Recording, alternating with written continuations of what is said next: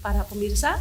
Pada kesempatan hari ini, dalam rangka kegiatan Hari Cinta Puspa dan Satwa Nasional di tahun 2023, seperti yang kita ketahui bahwa keanekaragaman hayati sangat penting keberadaannya di bumi. Oleh karena itu menjadi tanggung jawab kita bersama untuk terus melestarikan keanekaragaman hayati yang ada sebagaimana diskusi kita pada kesempatan hari ini. Dan sebagaimana topik yang dipilih yaitu lindungi ekosistem melalui konservasi flora dan fauna. Saya perkenalkan dulu para narasumber kita. Yang pertama ada Bapak Bambang Lakui dari Balai Besar Konservasi Sumber Daya Alam Papua. Selamat bertemu lagi Pak Bambang. Iya. Apa kabar? Kabar baik Mbak Grace. Yang berikutnya yaitu Bapak Freddy Parabang dari Taman Nasional Lorentz. Selamat berjumpa Pak. Dan perwakilan dari PT Freeport Indonesia. Dalam hal ini Bapak Pratita Puradiatmika. Selamat sore Pak Tito. Selamat sore Grace. Apa kabar Pak? Luar biasa. Dan yang terakhir ada Bapak Fajar sebagai Kasat Reskrim Polres Mimika. Selamat sore Pak Fajar. Nah, saya mulai dulu dari Pak Bambang. Ya, mungkin di bagian awal ini Pak Bambang bisa sedikit menjelaskan kepada kita sebenarnya apa yang dimaksud dengan konservasi itu sendiri dan bagaimanakah pengaruhnya terhadap ekosistem. Konservasi sumber daya alam hayati dan ekosistem sebenarnya itu adalah pengelolaan konservasi sumber daya alam dan hayati yang dilakukan secara bijaksana untuk menjamin persediaannya dengan tetap memelihara dan meningkatkan kualitas daripada keanekaragaman hayati itu sendiri. Nah, sementara ekosistem adalah di sini kalau kita bicara ekosistem, hubungan timbal balik sebenarnya antara unsur-unsur yang ada di alam, baik itu biotik maupun abiotik, dalam hal ini hayati ataupun non hayati, yang saling pengaruh dan saling bergantungan seperti itu. Ya, jadi sangat memiliki peran yang luar biasa ya keberadaan keanekaragaman hayati di dalam ekosistem. Iya, di lingkungan perlu adanya ketergantungan antara makhluk hidup itu sendiri dengan lingkungannya. Pak Freddy, lalu bagaimana kondisi ekosistem di wilayah Kabupaten Mimika misalnya, dan bagaimanakah keanekaragaman hayati yang saat ini berada di wilayah Taman Nasional Lorentz? Terkait ekosistem yang ada di wilayah Kabupaten Mimika memang cukup menarik sebenarnya. Bentangan ekosistem yang ada di wilayah Mimika sendiri sebenarnya cukup lengkap. Itu mulai dari perairan laut, pesisir, dataran rendah, hutan pegunungan hingga ekosistem alpin di wilayah pegunungan Sudirman di atas. Dan bentangan ekosistem ini kan memiliki keunikan masing-masing di setiap tipe ekosistemnya. Nah, di setiap bentangan ini memiliki potensi flora fauna masing-masing yang mungkin tidak ada di tempat lain di wilayah Papua bahkan. Ada kita kenal tingkat endemisitas jenis fauna yang dimana fauna tersebut hanya ditemukan di beberapa tempat saja, dan ekosistem yang ada di wilayah Mimika itu cukup potensial menyediakan habitat yang baik untuk kehidupan satwa liar yang bisa kita kategorikan endemik. Dan khusus untuk pelestarian alam itu kita ada Taman Nasional Lorentz di sebagian wilayah Mimika, dan itu mengcover semua tipe ekosistem yang ada di wilayah Kabupaten Mimika. Dan memang Taman Nasional Lorentz ini kan sebenarnya wilayahnya cukup luas dan dia merupakan kawasan pelestarian alam yang paling luas di wilayah Asia Tenggara, bahkan luasannya mencapai 2.300.000 hektar lebih. Dan di Papua sendiri wilayahnya terbagi di beberapa kabupaten, ada 10 kabupaten dan 3 provinsi di dalam. Dan kebetulan di wilayah Mimika hampir mewakili semua tipe ekosistem yang ada di Papua. Dan itu mulai dari pesisir, perairan laut hingga ekosistem alpin yang ada di pegunungan. Berbicara mengenai kawasan konservasi, Taman Nasional Lorentz juga merupakan salah satu kawasan konservasi yang tadi sudah dijelaskan oleh Pak Freddy juga. Nah, bagaimana nih keanekaragaman hayati di luar kawasan konservasi? Bisa dibantu oleh Pak Bambang? Iya, sebagai informasi bahwa keanekaragaman hayati ini tidak hanya berada pada kawasan konservasi saja, tetapi ada juga di luar kawasan konservasi. Nah, ketika itu dia berada di luar kawasan konservasi, ya di sini juga ada istilahnya tumbuhan dan satwa liar yang dilindungi. Ketika itu kita melihat bahwa penting atau esensi, sehingga mungkin bisa menjadi ini pemerintah untuk mengajukan kawasan tersebut menjadi kawasan esensial, jadi ekosistem esensial dalam hal ini. Ya, salah satu contoh yang mungkin pernah kita ajukan di daerah Kabupaten Asmat, yaitu di Rawabagi seperti itu. Jadi keanekaragaman hayati ini untuk itu bahwa kita mengajak bahwa ke masyarakat maupun pemerintah, kalau kita bicara konservasi sesuai dengan Undang-Undang Nomor 5, itu tanggung jawab daripada pemerintah dan masyarakat. Jadi jangan lupa bahwa konservasi ini bukan hanya tugasnya KSDA, Taman Nasional Lorentz, tetapi di sini adalah semua bertanggung jawab untuk bagaimana menjaga lingkungan itu sendiri. Karena ketika lingkungan terdampak, akibatnya tentu kita semua yang akan merasakan seperti itu. Mungkin begitu Mbak Greg. Saya berpindah ke Pak Tito. PT Freeport Indonesia sadar bahwa operasional yang dilakukan dalam kegiatan aktivitas pertambangan itu berada di kawasan salah satu pusat megadiversity dunia di Papua, sehingga PT Freeport Indonesia sangat memprioritaskan bagaimana operasional itu yang meminimalisasi dampak. Jadi di dalam satu dari 8 poin kebijakan lingkungan PT Freeport Indonesia itu sudah jelas dinyatakan bahwa PT Freeport Indonesia akan terlibat dalam upaya-upaya konservasi keanekaragaman hayati di Papua. Nah, itulah salah satu kenapa sejak PT Freeport Indonesia melakukan produksi 300K di tahun 97, di mana di dalam pemberlakuan itu menggunakan dokumen AMDAL tahun 97 itu, aktivitas kegiatan ataupun penelitian-penelitian terkait dengan keanekaragaman hayati itu terus dilakukan. Jadi dengan mengundang berbagai peneliti-peneliti baik institusi lokal maupun luar negeri yang saling berkolaborasi dalam melakukan upaya-upaya mengungkapkan kekayaan keanekaragaman hayati yang ada di Papua, khususnya di Kabupaten Mimika di mana PT Freeport ini beroperasi. Kita sadar juga bahwa kita beroperasi di artinya memiliki ekosistem yang cukup lengkap. Hanya kalah dari Lorentz. Kalau Lorentz lengkap sampai di ekosistem nival.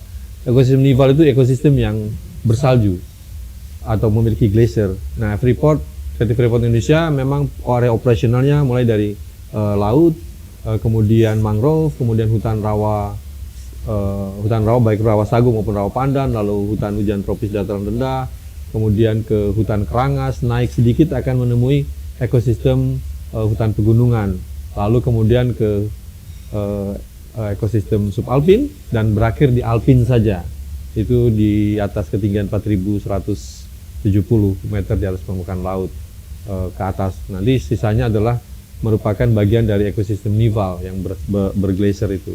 Nah, mengingat ekosistem yang kita miliki cukup lengkap, makanya kita sangat menaruh perhatian terhadap, artinya PT Freeport Indonesia sangat menaruh perhatian dalam upaya-upaya pengelolaan keanekaragaman hayati. Itulah menjadi dasar kita sangat serius ketika kita menjalani mitra bersama dengan pihak pemerintah, dalam hal ini Balai Besar Konservasi Sumber Daya Alam Papua, untuk melakukan upaya-upaya konservasi tersebut.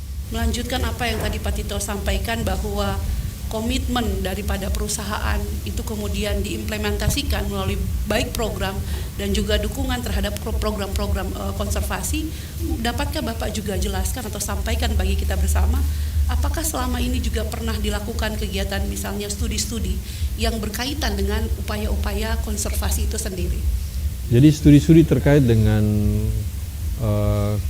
keanekaragaman hayati itu sudah dilakukan secara masif sejak tahun 96 ketika menyusun dokumen AMDAL 300K tahun 97.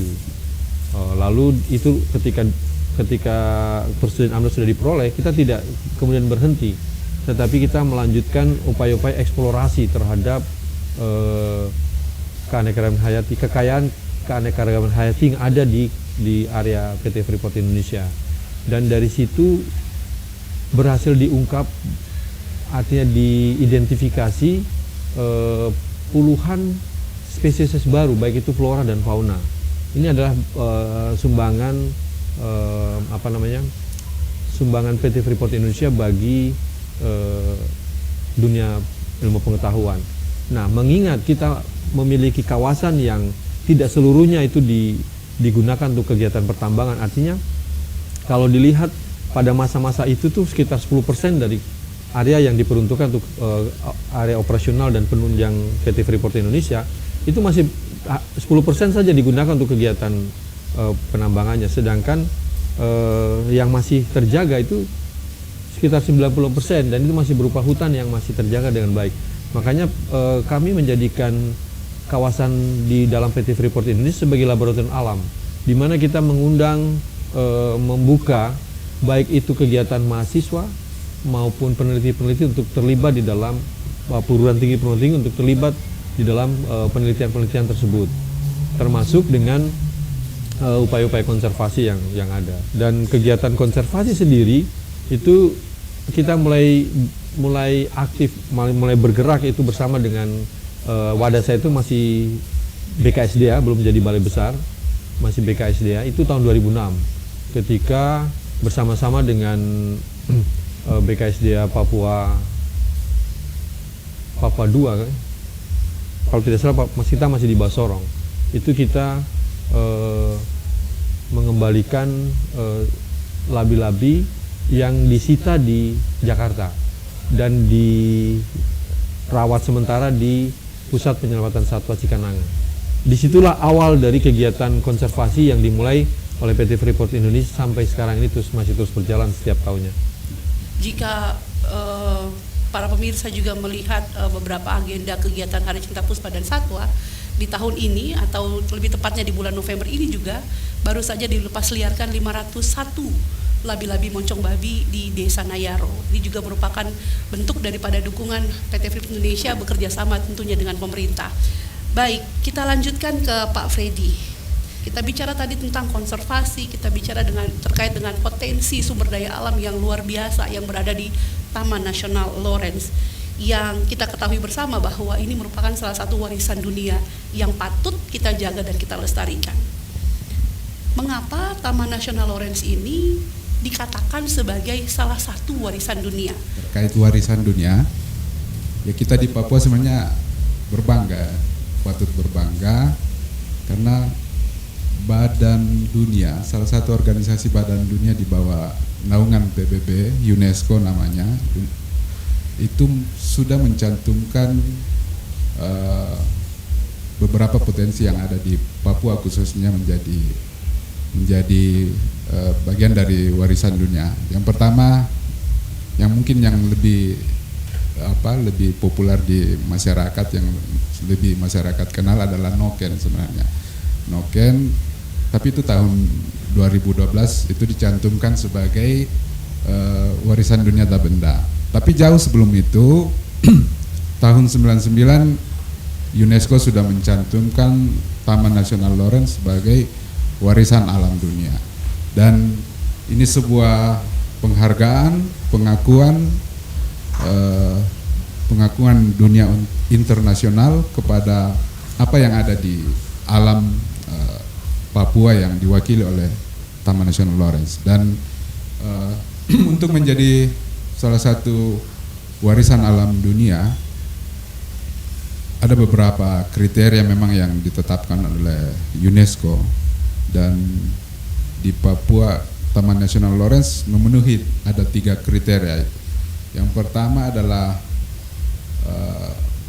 bentuk fisiografi dari Taman Nasional Lawrence sendiri, dia menyimpan bukti sejarah geologi yang terjadi di Papua. Jadi kita ketahui bersama pembentukan Pulau Papua itu terjadi dari tumbukan dari 2 lempeng benua, Australia dan Pasifik. Dan bukti sejarah itu terjadi jutaan tahun yang lalu, dan bukti sejarah itu kita bisa lihat di bentangan alam Taman Nasional. Di bentangan alam Taman Nasional Lawrence ini kita bisa melihat bentukan gunung yang kalau umumnya di Papua biasanya kenal dengan Gunung Gergaji. Itu sebenarnya bukti bahwa ada terjadi tumbukan lempeng benua. Nah, kemudian ada fosil-fosil kerang yang kita bisa temukan di ketinggian, di atas ketinggian 2000 sampai 3000-an kita bisa temukan fosil-fosil kerang, dan itu membuktikan bahwa dulu beberapa wilayah di Papua ini merupakan bagian dari lautan. Itu yang pertama untuk secara fisiografinya. Kemudian secara ekologi, dari hasil proses geologi yang berlangsung di pada saat pembentukan Pulau Papua, ada potensi keanekaragaman hayati yang masih kita bisa lihat sampai saat ini. Jadi ada sejarah ekologi sebenarnya yang tersimpan di dalam alam Papua ini. Kita kenal ada salah satu jenis tumbuhan purba yang masih kita temukan sampai saat ini, itu berasal dari zaman Gondwana, waktu pada saat benua Australia dan Papua masih bersatu. Jenis vegetasi itu kita masih bisa temukan sampai saat ini. Ada jenis konifer, kemudian Nothofagus. Itu semua bukti dari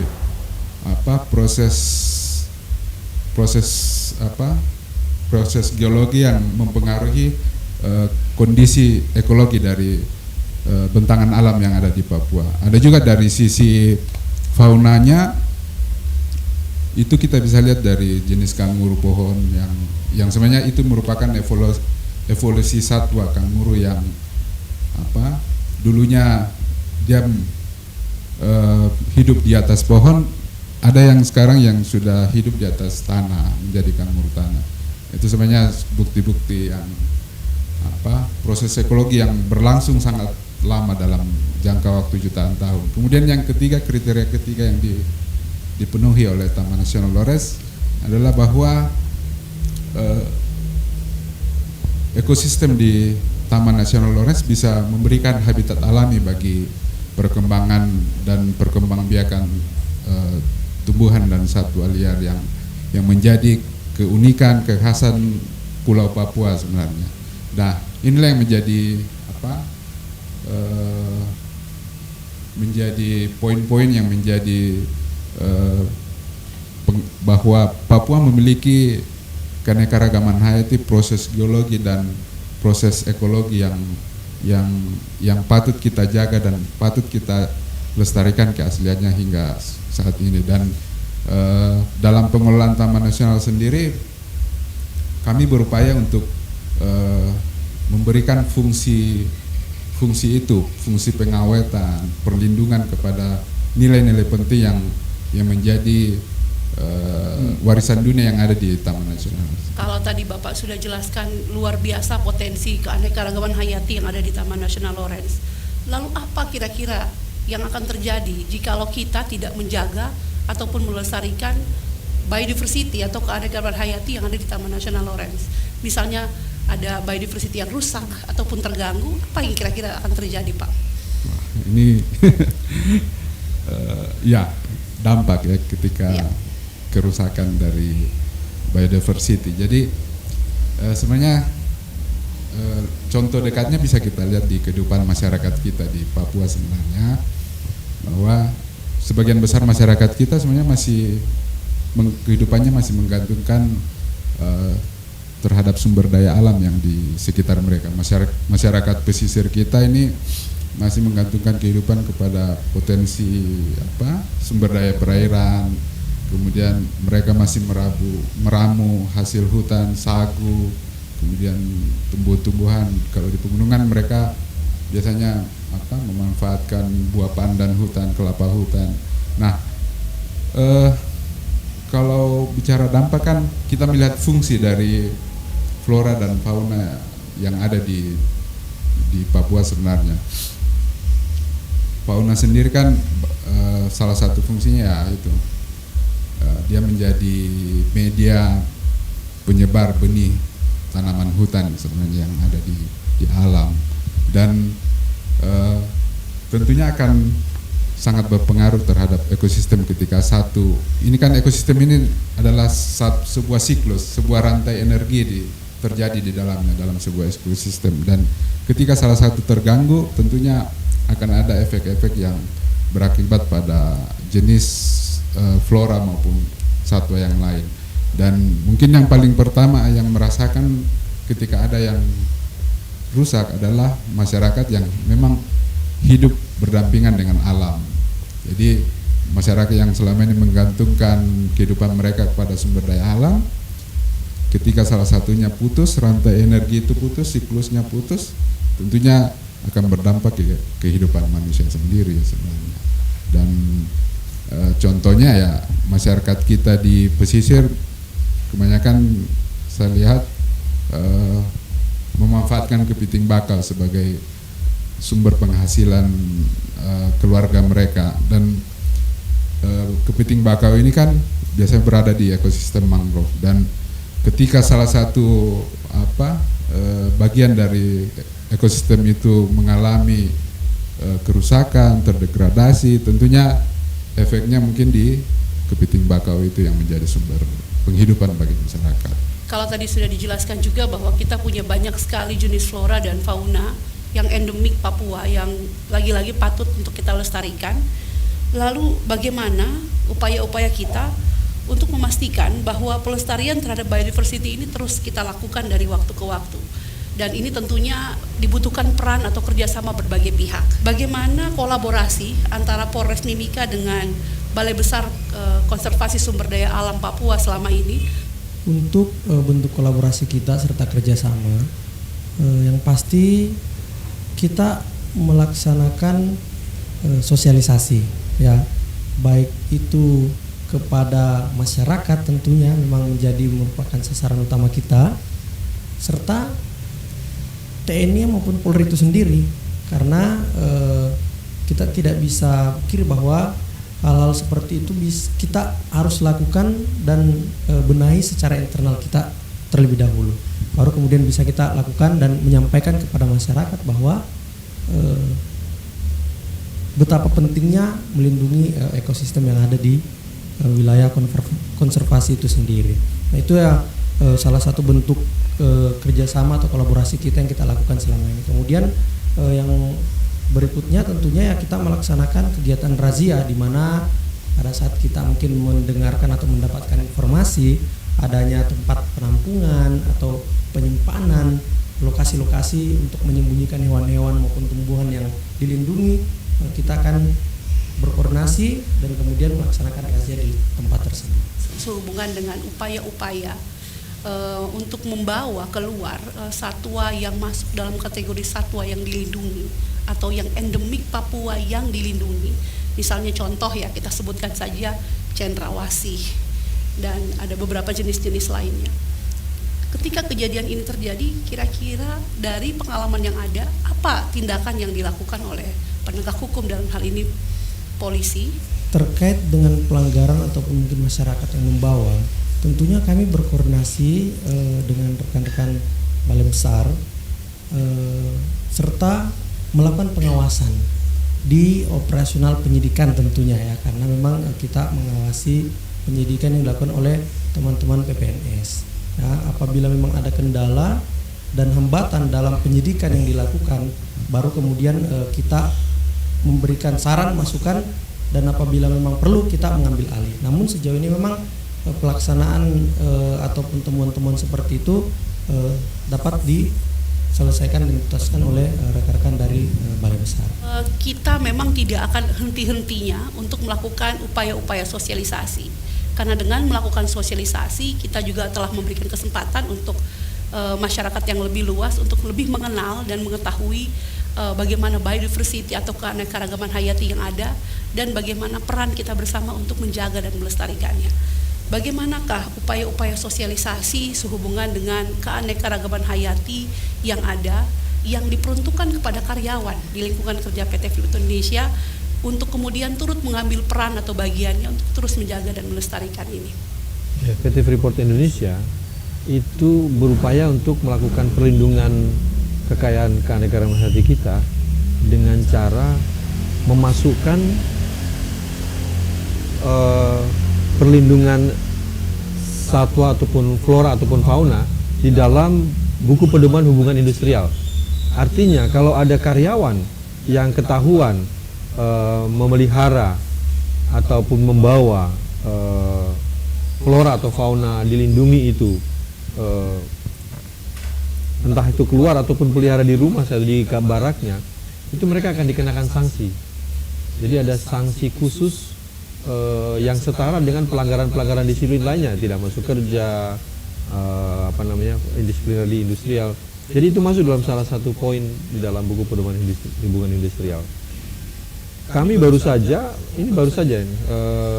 terkait dengan karyawan menemukan, tapi ini bukan karyawan, non karyawan yang berada di daerah rich camp membawa kuskus. Kemudian kami melakukan upaya pendekatan melalui Departemen SRM maupun Enviro melakukan pendekatan dan kemudian meminta untuk akhirnya dilepas, dan akhirnya itu dilepas di sekitar Kasuang. Jadi ini contoh-contoh yang kita terus nyatakan komitmen perusahaan kepada karyawan. Nah, bicara mengenai sosialisasi juga, saya kembali ke Pak Bambang. Apa upaya-upaya sosialisasi yang sudah dilakukan oleh Balai Besar Konservasi Sumber Daya Alam selama ini sampai dengan saat ini? Iya, kalau kita bicara terkait tumbuhan dan satwa liar ini kan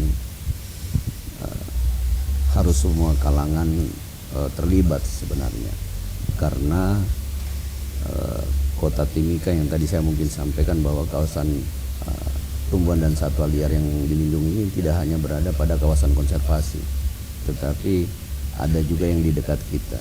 Bagaimana untuk kita memberi informasi ini sampai ke semua kalangan bahwa ini dilindungi dan perlu dijaga karena mempunyai peran penting di alam.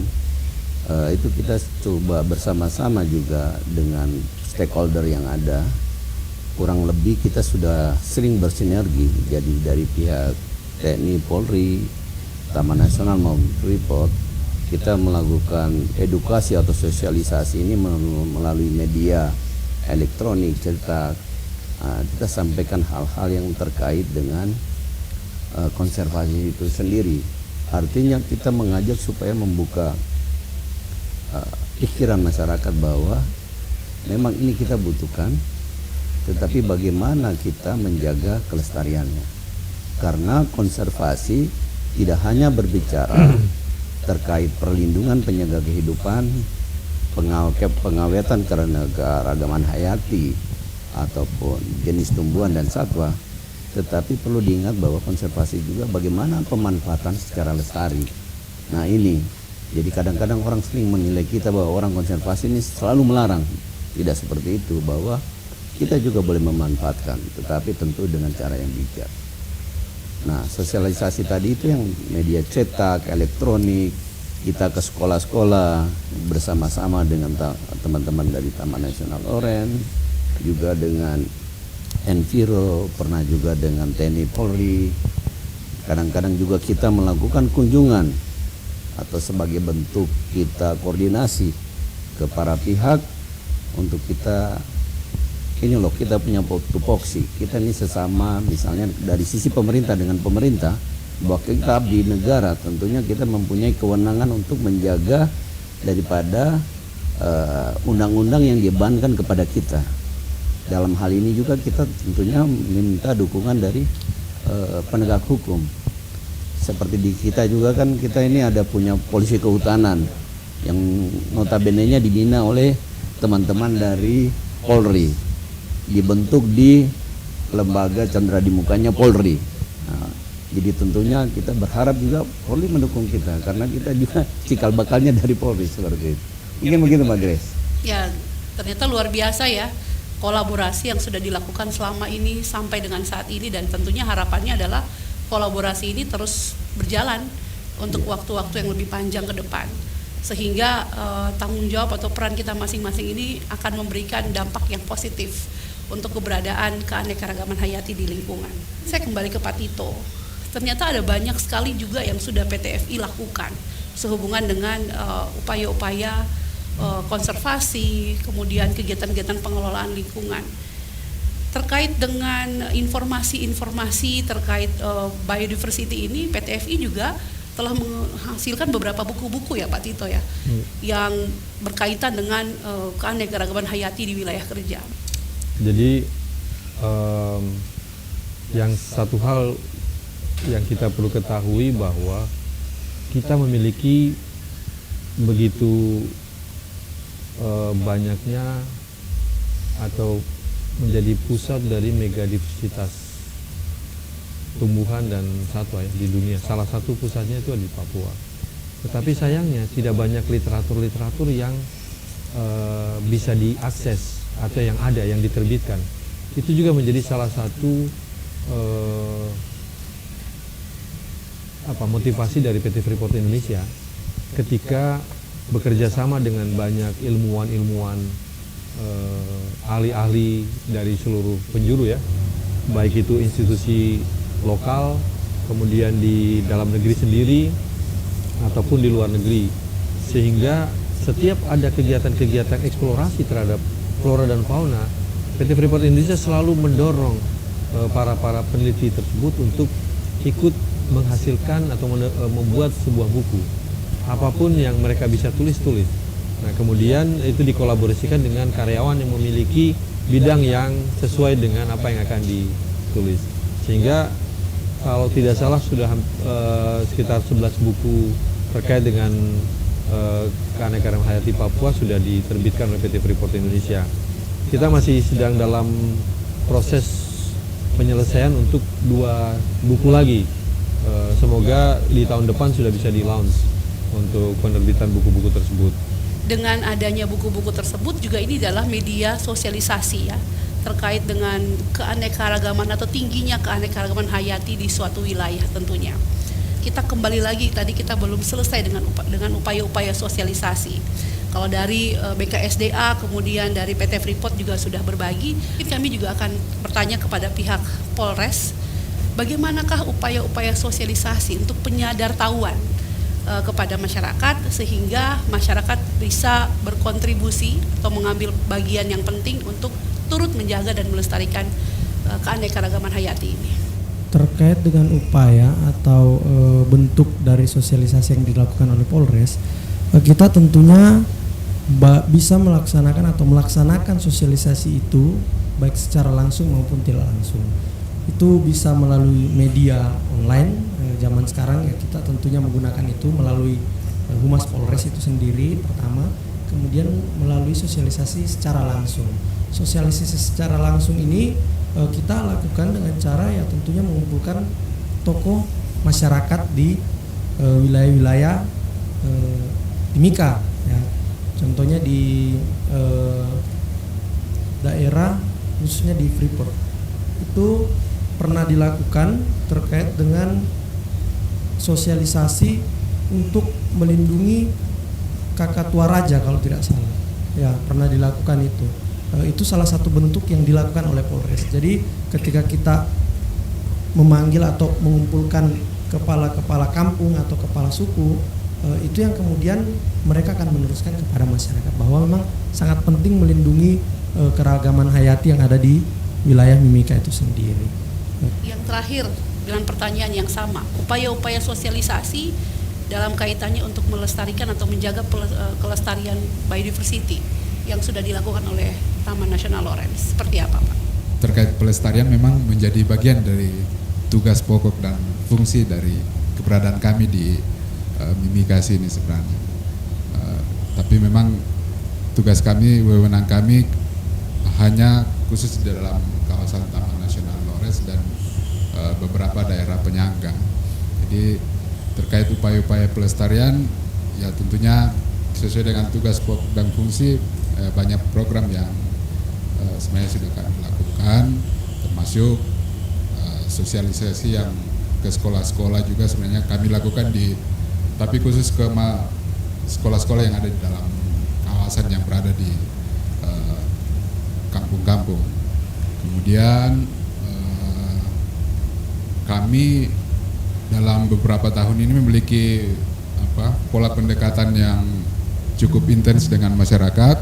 Kami punya program namanya Kemitraan Konservasi. Jadi ini menjadi sebuah sebuah program yang kami buat dalam hal pemanfaatan secara lestari sumber daya alam yang tidak dilindungi yang memang biasa dimanfaatkan masyarakat.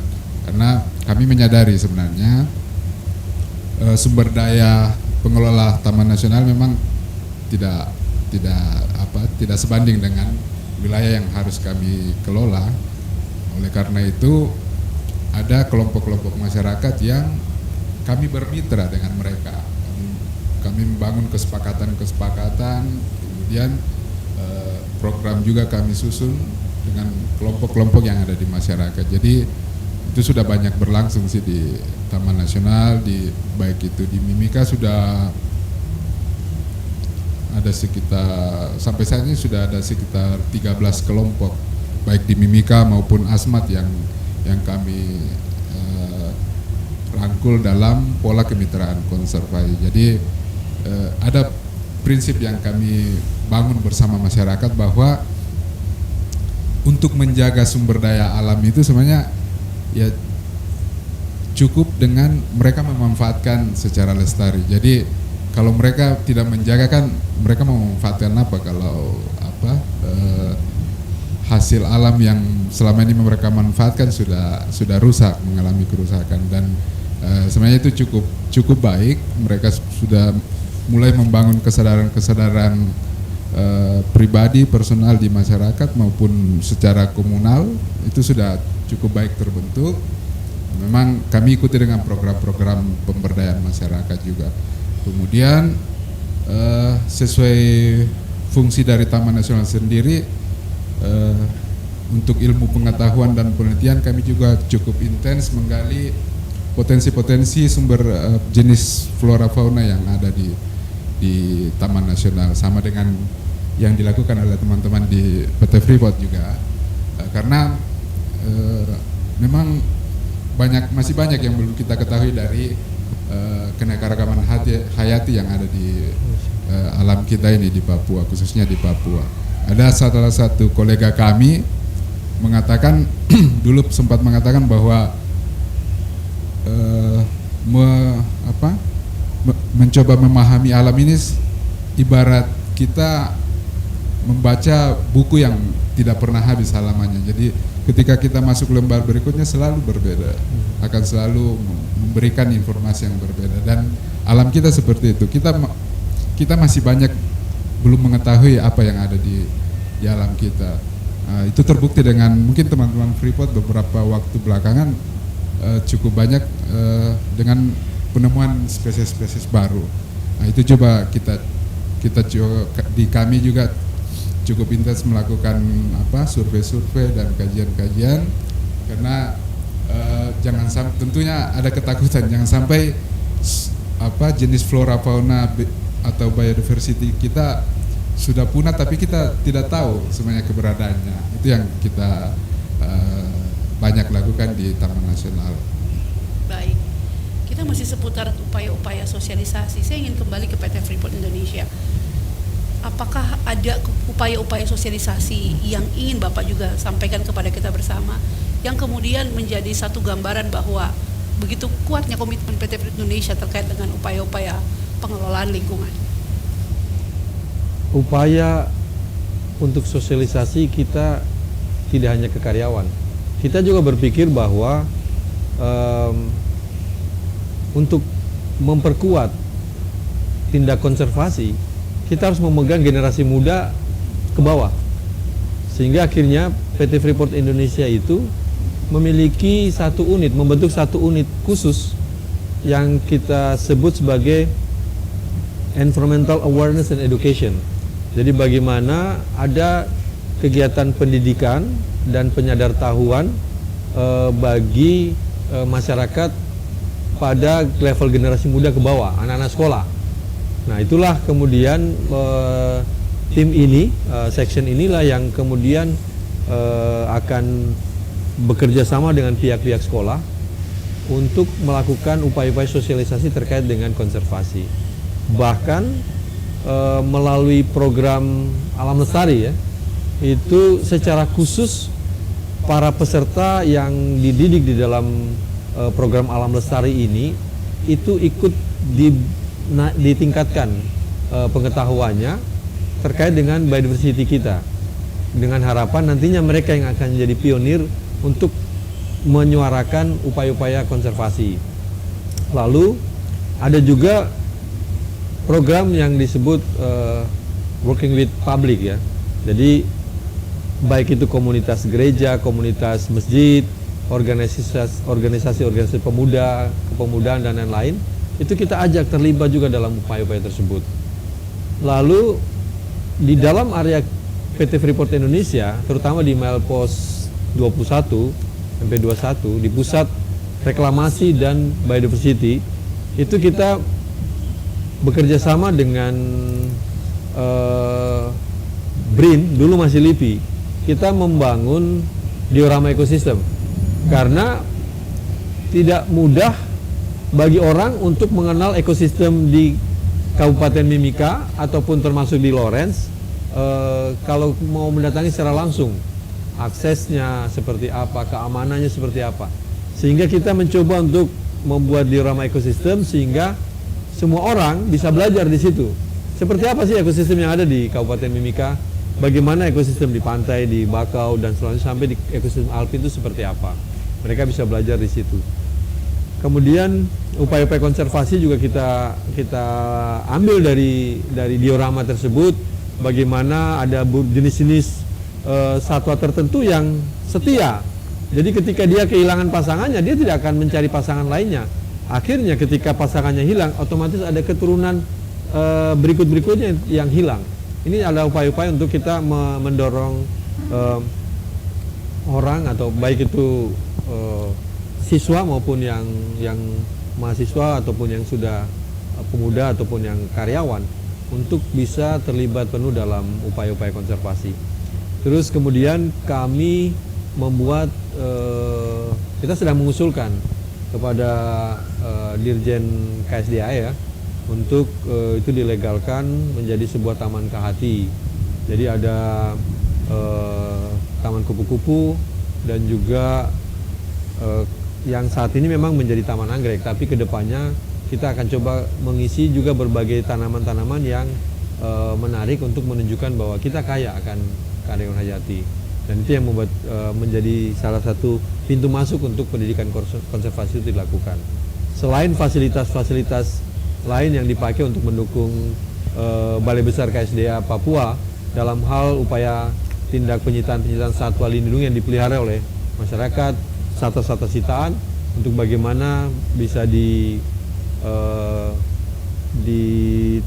treatment atau diperlakukan sebelum itu dilepaskan. Artinya menjadi transit dulu, setelah pulih dan dinyatakan bisa dilepaskan, BKSD akan memutuskan kita akan lepaskan, kita akan lepaskan. Nah, momen-momen fasilitas tersebut itu bisa dijadikan upaya-upaya untuk menjadi pembelajaran bagi siapa saja yang mengunjungi kawasan pusat reklamasi dan biodiversity di milepost 21 tersebut. Itu beberapa hal yang kita bisa lakukan. Ya. Luar biasa ya, upaya yang dilakukan sangat meluas, ya, tidak saja menyentuh karyawan ataupun komunitas yang ada di wilayah kerja PT FI itu sendiri, tetapi juga kepada masyarakat yang berada di sekitar area operasi PT FI, tetapi juga yang ada di wilayah lain. Bicara mengenai program yang tadi disebutkan oleh Pak Tito, program Alam Lestari ini diperuntukkan untuk siswa dan siswi ataupun pelajar setingkat SMP yang berada di Kabupaten Mimika, dan ini merupakan kesempatan yang sangat baik untuk kemudian para siswa dan siswi ini belajar lebih banyak mengenai biodiversity itu sendiri. Ini saya ingin kembali ke Pak Bambang ini. Bicara mengenai kegiatan konservasi yang sudah dilakukan. Ada banyak sekali agenda-agenda kegiatan pelepas liaran yang sudah dilakukan di tahun-tahun sebelumnya. Sampai dengan saat ini dengan kerjasama dengan berbagai pihak, tentunya juga dengan PT FI itu sendiri. Pak Bambang bisa ceritakan kepada kita kegiatan-kegiatan pelepas liaran yang sudah dilakukan sejauh ini sampai dengan saat ini. Ya, kalau kegiatan lepas liar ini biasanya kita merupakan satwa-satwa hasil sitaan, penyerahan masyarakat, kemudian juga translokasi, karena kalau kita mengingat pada bahwa konservasi satwa-satwa endemik yang merupakan ini dari Papua harus kembali ke Papua, karena kalau kita bicara lepas liar bahwa kita melepas satwa ini harus sesuai dengan habitatnya. Nah, dari mungkin tadi sudah disampaikan oleh Pak Tito terkait kegiatan bersama yang pernah dilakukan, yaitu lepas liar ini, itu yang tadi disampaikan dari tahun 2006 ya. Saya kurang tahu jumlahnya sudah berapa nih karena saking seringnya, tetapi kalau saya boleh berbicara di tahun ini saja, kita sudah melakukan beberapa kali lepas liar. Jadi yang pertama itu hasil translokasi dari Jawa Timur, itu labi-labi moncong babi. Kita lepas juga di Sungai Minajerwi, Kampung Nayaro. Dan itu di bulan, kalau tidak salah itu di bulan Mei atau Juni itu. Kemudian di bulan Juni juga di tanggal 17 itu kami juga melepas, itu bersamaan dengan teman-teman dari Bali, itu berupa burung. Kemudian di akhir di bulan ini, yaitu di bulan November, kami melepas di daerah Muyoko, yaitu burung cendrawasih juga yang merupakan simbolnya Papua, dan juga beberapa jenis kura-kura, dada merah dan yang lainnya. Dan terakhir di tanggal 28 kemarin kami melepas 501 ekor labi-labi moncong babi yang notabene-nya dihadiri oleh staf ahli Menteri Bidang Pangan dan juga sebagai PLT KKHSG. Nah, pelepas liaran ini sebenarnya ini suatu hal apa ya? Jadi pelanggaran sebenarnya yang sudah terjadi, karena di situ kan tadi kita berbicara ada penyitaan, penyerahan. Jadi kalau penyerahan ini ya karena dia sudah sadar. Kalau penyitaan berarti ada suatu penegakan hukum. Nah, seperti itu. Penegakan hukum ini sudah berapa kali, termasuk dengan Polri dari Kipiter ya, mohon izin Pak kalau tidak salah, di tahun 2019 itu Timika, Jayapura dan Merauke kita berhasil menyita dan langsung melepas liarkan juga. Seperti itu bersama-sama dengan teman-teman Kipiter dari Polda Papua. Jadi itu merupakan tindakan represif, adanya penegakan hukum. Nah, cuma untuk kita konsep konservasi itu sendiri adalah bagaimana keanekaragaman hayat ini tetap terjaga. Untuk itu kita perlu melepas kembali ke habitatnya. Jadi perlu kenapa kita harus perlu melepas? Karena satwa liar beda dengan hewan ternak. Kalau ternak mungkin bisa kita ternakan, tapi kalau satwa liar sudah pasti harus kita kembalikan ke habitatnya. Tentunya dengan kaidah bahwa hewan tersebut sifat liarnya masih ada, sehat secara ya. Jadi sebelum kita lepas liar juga ada rekomendasi dari dokter bahwa satwa ini sehat, seperti itu. Dan baru kita bisa memproses untuk kita lepas liar ke habitatnya. Tanpa hal-hal seperti itu mungkin kita tidak bisa melakukan lepas liar. Dan yang terutama ya tentunya kita minta izin ke masyarakat adat untuk mereka juga terlibat ini, bahwa tadi mungkin dikatakan dari Pak Freddy bahwa mereka masih sangat tergantung dengan sumber daya alam yang ada, sehingga mereka juga menjadi sebagai bahan edukasi ketika mereka memanfaatkan, seperti apa harus memanfaatkan, ya memanfaatkan secara lestari tadi.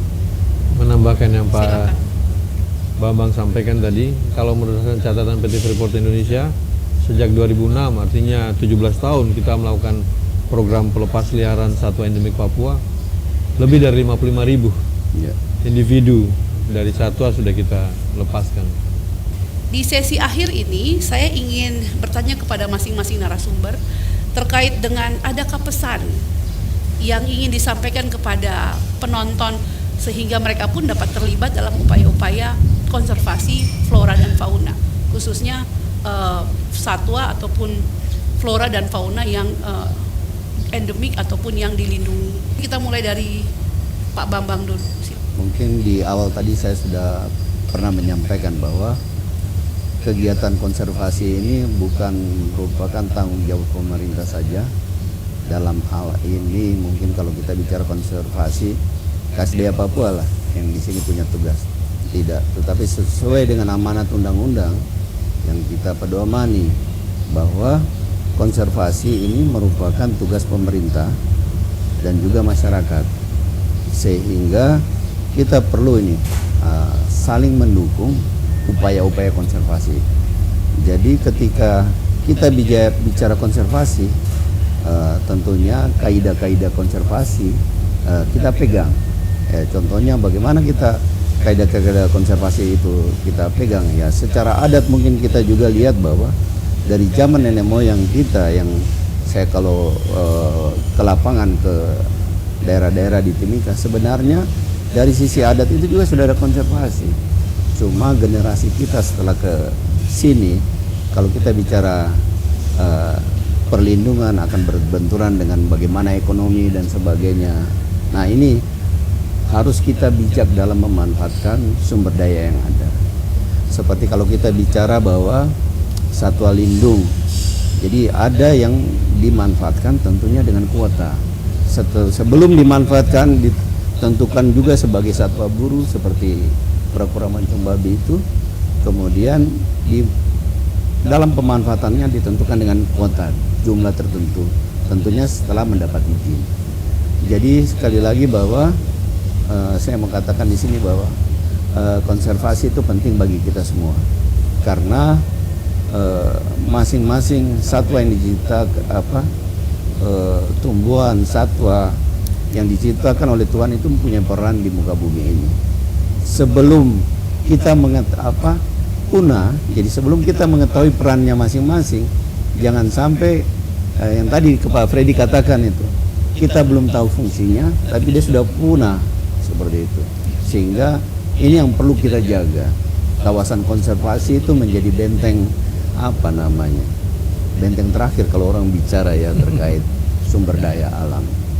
Nah ini kita perlu jaga supaya hal-hal yang mungkin nanti berkontribusi terhadap kita sendiri sebagai obat atau apa, nah ini yang perlu kita ini. Jadi sekali lagi bahwa konservasi tugas bersama, mari kita saling mendukung. Apa yang bisa dilakukan, ya tidak usah memanfaatkan tumbuhan dan satwa liar yang dilindungi. Kalaupun ada yang ini, ya tolong diingatkan supaya mungkin bisa diserahkan ke KSDA seperti itu. Mungkin begitu Mbak Grace. Baik, terima kasih Pak Bambang. Berikut dari Pak Freddy, ada pesan yang ingin disampaikan, silakan. Ya, saya hanya ingin mengajak kita semua bahwa mengubah cara pandang kita terhadap satwa dan tumbuhan dan biodiversity kita. Jadi kita jangan melihat bahwa satwa ini hanya hewan liar saja. Kami di Kementerian Pertanian, di Kementerian Lingkungan Hidup dan Kehutanan sebenarnya melihat bahwa keanekaragaman hayati kita ini adalah sebuah harta karun bangsa ini sebenarnya, dari sisi fungsi dan manfaat yang diperoleh dari tumbuhan dan satwa liar ini. Jadi kita menganggap itu sebagai sebuah harta karun. Kita sebenarnya tumbuhan dan satwa ini kan punya manfaat di samping manfaat ekologi yang diberikan kepada alam, sebenarnya ada manfaat-manfaat tertentu yang kita bisa ambil dari situ. Kita kalau sekarang ini sudah mulai banyak menggali potensi, namanya potensi bioprospecting, itu kita mengambil senyawa-senyawa yang ada di dalam tumbuhan atau satwa sebenarnya yang bisa kita manfaatkan untuk kehidupan, dan itu tidak mengganggu kehidupan satwanya sendiri sebenarnya. Nah, banyak poin-poin yang bisa kita manfaatkan, dan mungkin sama dengan lagu Tanah Papua mungkinnya sungai-sungai mengalirkan emas. Jadi memang betul di sungai itu ada emas. Masyarakat sendiri, kalau kita bertanya ke masyarakat, sumber penghidupan mereka itu mereka anggap emas, yang di sungai-sungai ada, kemudian di lumpur juga ada emas katanya. Jadi sebenarnya maknanya bagi kita sebenarnya bahwa alam ini memberikan manfaat yang begitu besar bagi kehidupan kita, dan tugas kita dan Tuhan sudah menganugerahkan alam yang luar biasa indah, luar biasa kaya di tanah Papua ini. Tugas kita hanya mengusahakan dan menjaganya supaya kita kehidupan selanjutnya generasi kita bisa menikmati hal yang sama dan mungkin lebih baik dari yang kita rasakan sekarang ini. Demikian. Terima kasih. Terima kasih Pak Freddy. Pak Tito, silakan. Dari Pak. saya ada 2 pesan. Yang pertama, jangan menunggu sampai punah baru kita mau bicara tentang konservasi. Sudah terlambat. Jadi sekarang inilah sudah. Mulai sekarang kalau bisa semua berkomitmen untuk melakukan tindak konservasi terhadap flora fauna kita. Yang kedua, kita jangan egois ingin memiliki satwa atau fauna yang menarik itu ada di dalam sekitar rumah kita misalnya. Lebih baik kita biarkan mereka di alam dan kita nikmati sama-sama, menjadi sebuah kekayaan yang kita miliki sama-sama. Karena dari situlah kita bisa justru mendatangkan orang-orang dari luar untuk datang menikmati. Ibaratnya mendatangkan dari sisi ekonomi, turis datang hanya untuk melihat cendrawasih yang bermain. Sekarang mau melihat cendrawasih sudah susah. Jadi mari kita sama-sama melepaskan ego kita. Saya yakin semua orang pasti punya ego untuk memilikinya di rumah, memelihara di rumah supaya tiap pagi bisa dilihat gitu. Tapi akibatnya juga tidak baik bagi perkembangan satwa itu tersendiri. Generasinya akan terputus. Nah, kalau kita biarkan di alam, kita nikmati sama-sama. Terima kasih. Terima kasih Pak. Dan yang terakhir Pak Fajar. Baik, terima kasih. Mungkin saya juga sedikit bercerita Mbak ya terkait dengan betapa beruntungnya saya diundang menjadi salah satu narasumber di sini, karena memang banyak yang saya cukup mendengarkan tadi. Rupanya memang keragaman hayati flora dan fauna di tanah Papua khususnya di Timika itu memang sangat luar biasa. Bahkan saya pun baru tahu kalau ternyata sebegitu banyaknya hal-hal yang selama ini tidak saya ketahui tentang apa yang ada terkait dengan keragaman tersebut. Ya, selain mungkin saya menitipkan pesan kepada masyarakat, tentunya saya juga harus menitipkan pesan serta berkomitmen terhadap diri saya sendiri bahwa kalau kita tidak menjaga mulai dari sekarang, itu sama dengan kita tidak punya tabungan di hari tua nantinya. Karena mungkin saat ini masih bisa dirusak, tetapi dampaknya yang akan merasakan itu adalah generasi muda. Sehingga memang harus ada komitmen yang cukup tegas oleh masyarakat kita di sini untuk menjaga bersama. Ya. Itu yang pertama. Kemudian yang kedua, hal tersebut juga tentunya tidak boleh dilakukan karena dilindungi oleh undang-undang. Karena memang konteks kami di sini adalah penegak hukum, ya, sesuai dengan Undang-Undang Nomor 5 Tahun 90 kaitan dengan Pasal 2 Tahun 2000 ayat 21 kalau kami tidak salah mengkoreksi, bahwa di mana ya setiap orang yang melukai, membunuh, menyimpan, memperdagangkan, memperjualbelikan, memindahkan pun itu dapat disangkakan atau dikenakan sanksi berupa dengan pidana selama 5 tahun dan denda kurang lebih 100 juta. Sehingga memang tolong diperhatikan dan diberi perhatian khusus. Terima kasih, Mbak. Demikianlah kita sudah sampai di sesi akhir daripada diskusi kita di kesempatan hari ini. Pesan yang mendalam telah disampaikan oleh para narasumber kita bagi kita bersama tentunya untuk mengingatkan kita akan peran dan tanggung jawab kita, terutama untuk keberadaan kelestarian biodiversity atau keanekaragaman hayati yang ada di wilayah Papua dan ada di Kabupaten Mimika. Itu yang bisa kita diskusikan pada kesempatan hari ini. Sampai bertemu lagi dalam diskusi-diskusi yang menarik sehubungan dengan topik-topik yang menarik tentang lingkungan di kesempatan berikutnya. Kegiatan hari ini dapat terselenggara atas kerjasama PT Freeport Indonesia, Balai Besar Konservasi Sumber Daya Alam Papua, Balai Taman Nasional Lawrence, dan juga Polres Mimika. Sampai berjumpa.